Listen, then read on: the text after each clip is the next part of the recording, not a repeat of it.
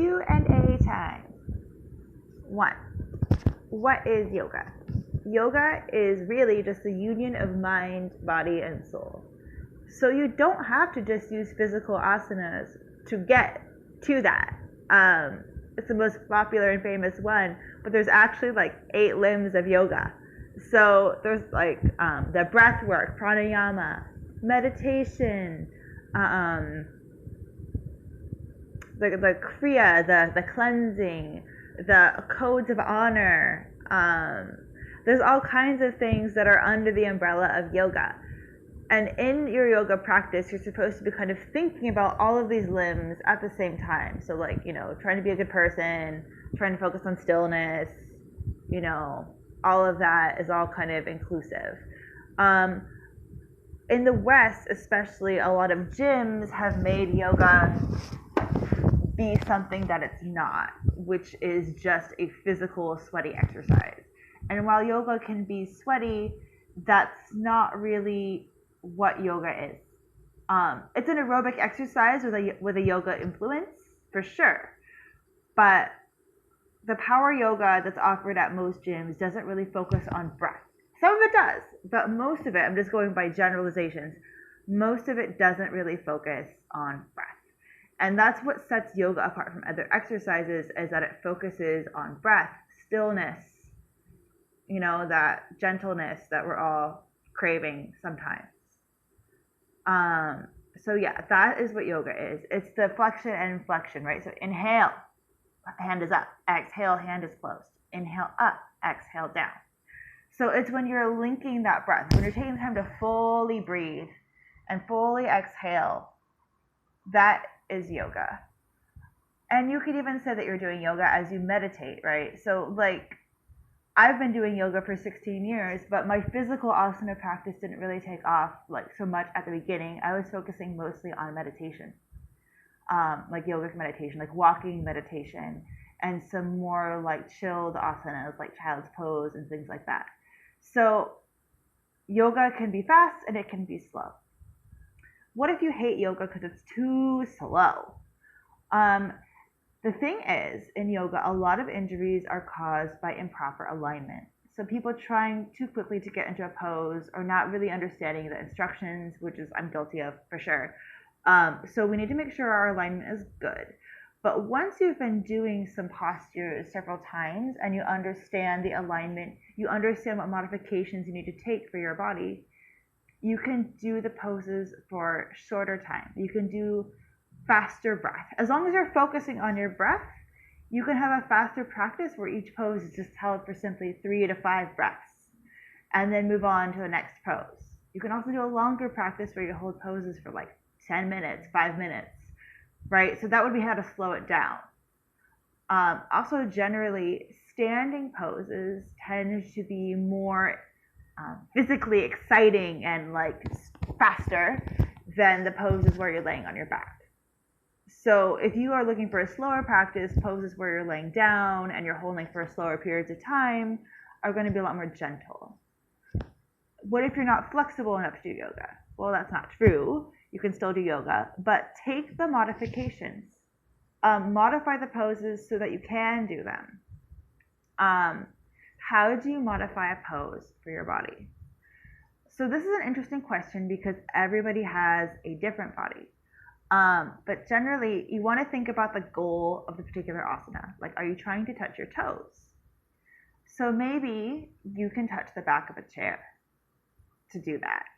So you're still trying to have that bending forward motion, still trying to sink your head down, but you're going to touch a chair.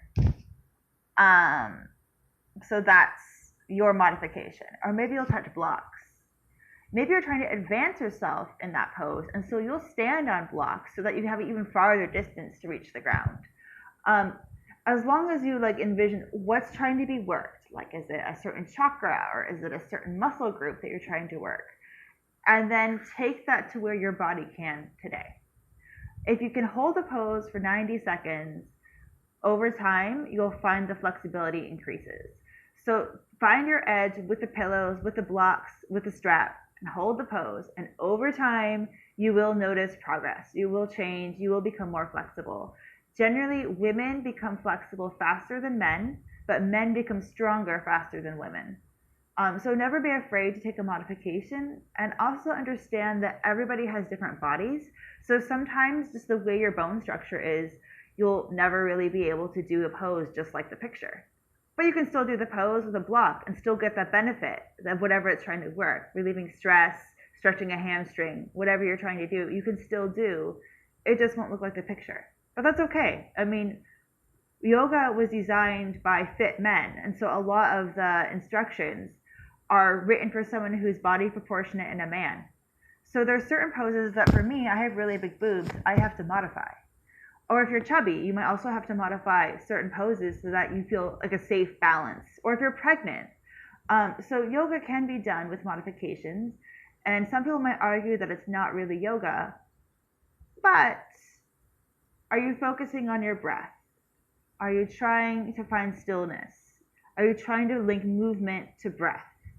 Because I say that if you're trying to do all these things and you're following the yama and niyama, you're practicing the breath work, the pranayama, the meditation, then you are doing yoga. Just because it doesn't look like the picture doesn't mean that you're not doing yoga, especially if the picture is kind of your goal, right? So don't let anyone tell you that you're not doing yoga if what you're doing looks different. If your intention is there, then it's yoga. Even if that means that you're doing yoga faster than what people might say is yoga. Are you focusing on your breath work? Then it's yoga. Additionally, there's a lot of modifications you can make for people who have a hard time sitting on the floor. You can do a lot of yoga stretches in a chair or standing. You can use as many pillows and blankets as you want. So don't be afraid to explore different modifications for poses that you struggle with. You can also always message me and ask me for certain particular situations with certain poses. Because like if like my body has this specific thing and I want this specific pose, and like if you're having a hard time coming up with the perfect modification, shoot me a message. We can explore. Yoga with albinism, right? So people have asked me like, why have I made videos for just albinism? Because honestly, like I find that like for myself, a lot of the instructions in classes are way too visual. So I just wanted people to know that they could probably follow my videos. Additionally, we tend to have certain issues caused by nystagmus, which can be like a weird, if you have a funny null point, you can have like oddness happening in your neck and upper back. And you can also have issues with balance. So yes, you need to focus on your core. Yes, you need to relax your body. But there's other additional cues for people with albinism, like turn off all distractions. Let's find it. Here's my ceiling fan. If I was going to do balancing postures, I would need to turn that off because the flicker really disturbs my nystagmus. And while yes, if you're an advanced yogi, you should just be able to get into the pose with your eyes closed, we all have to start somewhere, right? So as you begin your practice, you can start with your eyes open and relaxed, fully relax your body, and start the pose first laying down, then holding the wall, and then eventually work up to your eyes open but no wall, and then maybe your eyes closed. Or maybe you want to start the whole process with your eyes closed. Explore what works best for you, but know that there's nothing wrong with you if you fall out of the pose, as long as you're listening to your body and you're breathing and you're really trying to let go and sink into those postures. Sometimes the twitching of our body, things that we can't control, really do affect our practice. But they say that the yogi who follows the most learns the most, so that's good. Additionally, how to make your own yoga class. So decide what you're trying to do. How much time do you have?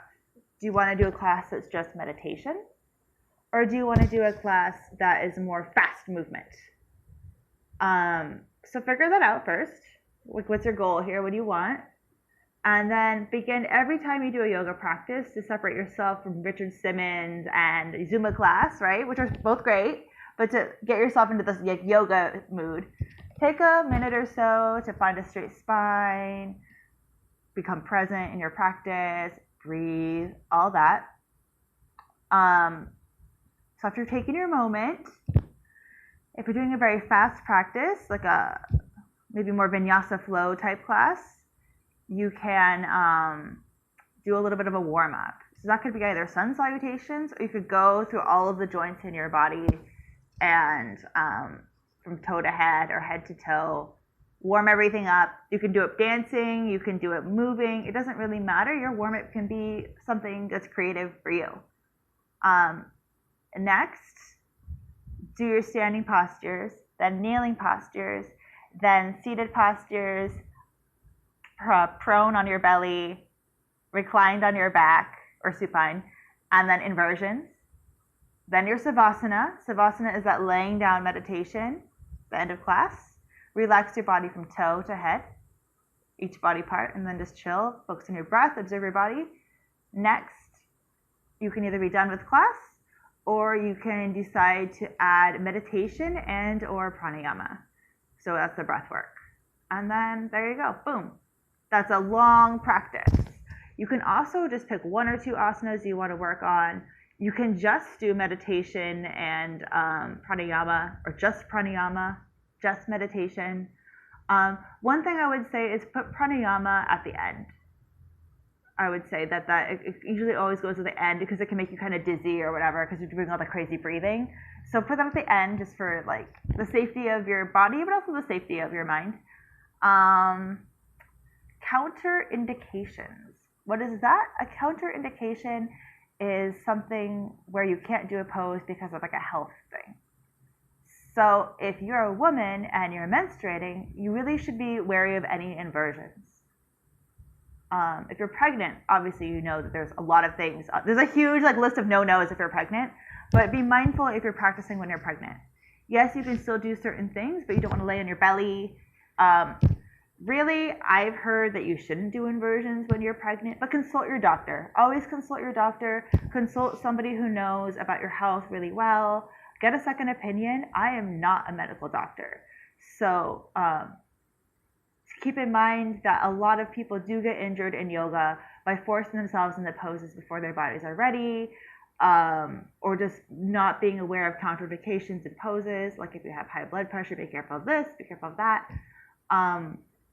So I always try to mention contraindications for anything that I discuss. But again, if you have certain issues, definitely always get a second opinion. Yeah, I hope that this video is informative. Oh, I guess one quick thing. What is vinyasa? Vinyasa is a type of yoga practice where you kind of make repetitive movements, usually downward dog, upward dog, plank, chaturanga, right? You're kind of doing this loop of these poses. It's called a vinyasa. And you'll do like a series of movements on like the left side of your body. It can go from standing to kneeling to sitting to laying down. The order isn't as important. It just flows. Then you take your little vinyasa, and then you do the right side of your body. Then you do a little vinyasa, and then the left, the right, like little flows. It's a really fun class, but it's more advanced because generally to flow into those postures, you need to know your body alignment and modifications well. You can definitely do a vinyasa class if you're a beginner, but you need to be aware of the modifications you need to take for each pose. So you're not just rushing into the poses.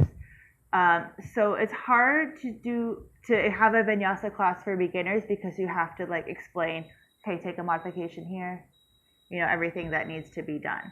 But if you have studied the poses well enough and you know what needs to be modified, or you can set a couple poses out, then you can definitely do a vinyasa class. Yeah. I think that's a good long explanation for now. If anybody has any questions I didn't answer, I think I wrote a novel, spoke a novel, let me know in the messages.